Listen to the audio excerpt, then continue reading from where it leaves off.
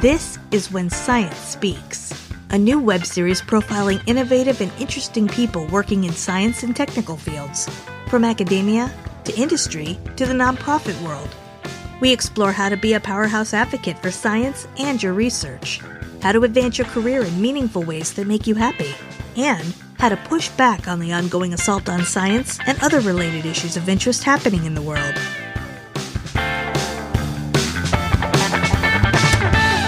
Hi, everyone. It's Mark Bayer, and you are tuned to When Science Speaks. This episode is sponsored by Bayer Strategic Consulting in Washington, D.C., which helps scientists get funding, gain influence, and build strategic relationships with the stakeholders who matter most in their professional lives.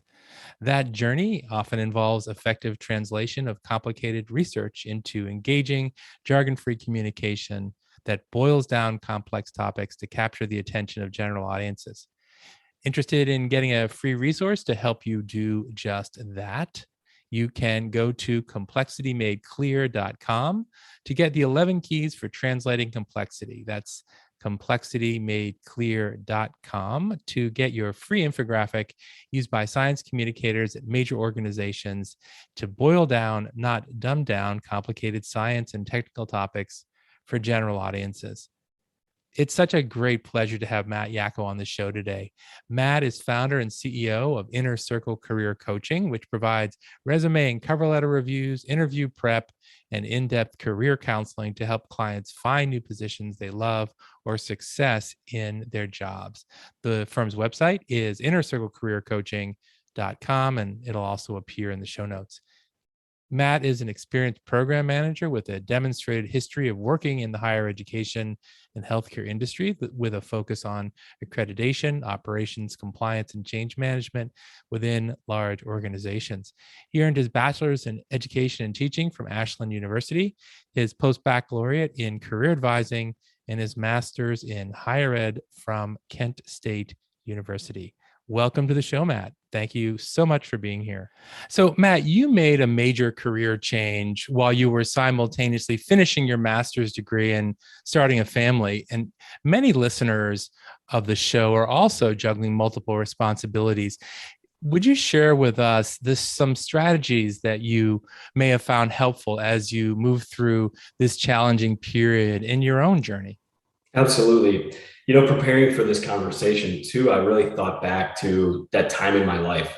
My wife and I had recently gotten married, and I had just started my graduate program. We found out shortly after that we were having our first child, Tristan. And it was just a very difficult, exciting time to be taking coursework and just starting this new life together. I remember a time too where, we were standing looking for apartments to rent and standing with the owner of that property. And I remember her asking me, what's your salary for the year? And I said, well, it's, $7,000. And she said, per month? And I said, absolutely not. I wish. But that was my graduate stipend for the year. Right. So going through that, like you mentioned, I then found my first position right before I was about to graduate. And it was at a major hospital system here in Cleveland, a wonderful place to be, where I'm still at now full time. But I was commuting an hour and 15 minutes, one way to get to my day job. And while just having a newborn, being a newly married husband, it was a lot to handle. My take on that is really, I tried my best to fill every minute that I could of that commute with something productive. I listened to a lot of podcasts like this, things that would push me to think outside the box in what I was doing now. I always had this sort of entrepreneurial spirit, and I didn't know where it would take me. It right now has led me to this coaching. Mm-hmm. And I think by doing that, it really set me apart and kind of set me on track to be able to just kind of build something on my own. So that would definitely be a thing I would tell all listeners. Mm-hmm. Mm-hmm. Thanks for that, Matt. And so that is a good segue into the next question I have for you, because you launched your own firm. You're operating your company, which is called Inner Circle Career Coaching, and we'll have a link to your firm in the show notes. You were also serving in a key role in one of the world's most preeminent hospital systems at the time. And, oftentimes listeners discover interests such as science communication or science policy and other topics that are outside the scope of their specific academic research. And given your own experience at Inner Circle Career Coaching, how would you suggest that listeners pursue interests or even potential career opportunities beyond their immediate specialty while still fulfilling their research responsibilities? Absolutely. So this really does segue nicely because, like I said, part of my commute in my early years in this position, I spent a lot of time just learning about what would it take to start an LLC. What's what's the threshold to do it? And what I really gained from that is you can do things in increments, right? The hardest part is taking that first step and doing it. It didn't take me long to get my first few clients, just because I already had built a LinkedIn profile. I had a number of just former colleagues, friends, peers who are in the same industry following each other, right? And when I posted that I was doing this for the first time, people started to reach out already just out of interest to see, what are you offering? What can you help with?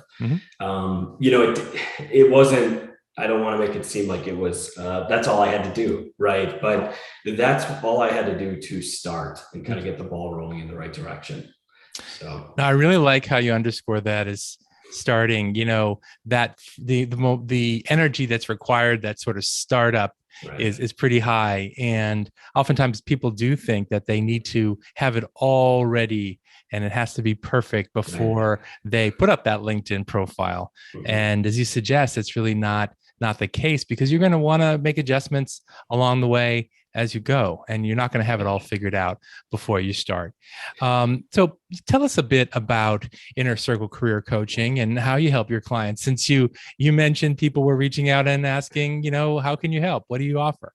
Yeah, absolutely. I try to take kind of a holistic approach to the job search. When clients come to me, some of them just might need, say, document optimization. So their resume, CV, cover letter, and that might be all we work on together. But others want sort of a full type of a comprehensive package, you might say.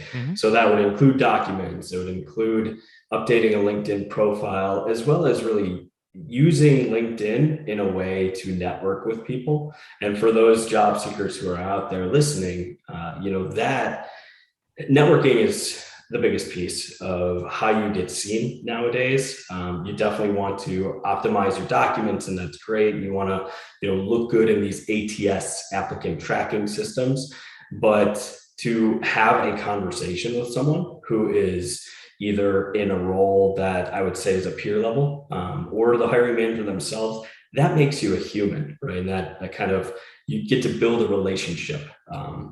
But I digress a little bit. So LinkedIn, networking, all the way through to interview prep and negotiation. Those are all things that I work closely with people on as they move through the job search. I want to ask you, since you've built your practice, you've worked with a large number of clients at this point, is there a common career mistake or things that you see often that job seekers should avoid before they even really get started?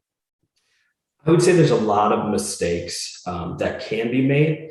I think some of the biggest ones are, probably jumping too many times and not establishing yourself in any way in a position. But sometimes it's important to do that, right? It's not every jump that is short-term is a bad decision. Some people stay too long in their roles and they have stopped growing. So I think it's really important to, over time, ask yourself, am I in the right place right now? And do I have mentorship? Do I have growth opportunities? Am I continuing to learn and grow in the way that I want to? And if the answer is yes, stay where you're at, continue on. If it's no, then it's probably time to start to look elsewhere. Yeah, that's so important because there is a natural tendency you finally got the job, or Mhm. it was a challenge, expended a lot of energy to get it, and then maybe you think, well, I'll just coast for a while, but that could make your next job search more difficult if you're not getting those benefits that you described just now. So really Absolutely. important advice. You mentioned advising your clients during the negotiation process too, Matt. And Mhm. this after a client's received an offer. How I'm curious, how has COVID impacted job negotiations and in terms of the importance of factors such as work from home arrangements or more flexible schedules? What I have seen with my clients is work from home is something that they want. A lot of them, not everybody, Mhm. but a good majority. So I would also say what I've seen in that phase is companies are a lot more open to it now than they were, Mhm. let's say, a year and a half ago, Mhm. right? But I think we're still in this transitionary phase where companies are creating policies. They're kind of testing the waters with hybrid models, fully remote models, and seeing, what sticks, what makes the most sense. But I definitely think if you are a job seeker, that the option is on the table to use that as one of the things that if that's important to you, definitely throw that out there. You might have to negotiate less salary or not push back to try to get more salary based on an initial offer, let's say. But if that's, work-life balance is more important to you and being at home and kind of cutting out a commute, then absolutely the opportunity is now to Yeah. try to get that. Yeah, these non-monetary benefits, really asking Mhm. yourself what you value is so key because it makes such a great difference in your entire life. If you didn't have that hour plus commute, Right. and when you're starting, it makes a huge difference. I'll say too, I mean, for me, the reason why I'm able to do this is because I started this after really my full-time position went remote. Hmm. So cutting out a 50-minute commute in where I was living before, Hmm. again, gave me 2 hours back to my life. And as a father of two kids, again, a husband, that opportunity, it was either I could fill it with productive means of doing this, helping more people, Hmm. growing something that Hmm. I'm creating myself, or I could, spend it binging Netflix, right? Or doing so many other things that catch our attention each day. Great. Well, I'm sure your clients are very happy that you decided on the former. Um, is there one thing as we wrap up, Matt, that listeners could do right away, even if they're in a job, they could do right away to make themselves a stronger job candidate, even if they're not currently looking actively for a job? Yeah, no, I think that's a great question, especially for those who are not currently active. I think it's important to continue to be seen and present yourself in a way that you are an expert in whatever your area of expertise is, right? And there's different ways to do that. You can start blogging, you can start putting out content, say on LinkedIn, for other professionals in that area, whether you create it or not. Mhm. Get those conversations going and create those communities of experts just like yourself, and people start to see you in that light over time. Mhm. I do tell like my job seekers that come to me, my clients who are really actively looking, it's not the best strategy to drop everything and try to get seen and try to really utilize social media Mhm. by posting 100 posts a day. I don't think that's the best short-term strategy, but long-term, establish yourself, whatever that looks like. Great. Well, Matt, it's been wonderful having you on the show. I appreciate you sharing those nuggets of wisdom and, based on your own experience, based on the experience of your clients, based on the expertise that you've built up as the owner and operator of Inner Circle Career Coaching. Thank you so much for sharing your insights with our audience today. Absolutely. Thank you for having me, Mark. It's been a pleasure. Sure. And audience listeners, thank you so much for being here on this episode of When Science Speaks. And I hope you'll be back next time for the next episode of When Science Speaks. Thanks for listening. Be sure to click subscribe. Check us out on the web at whensciencespeaks.com, and we'll see you next time.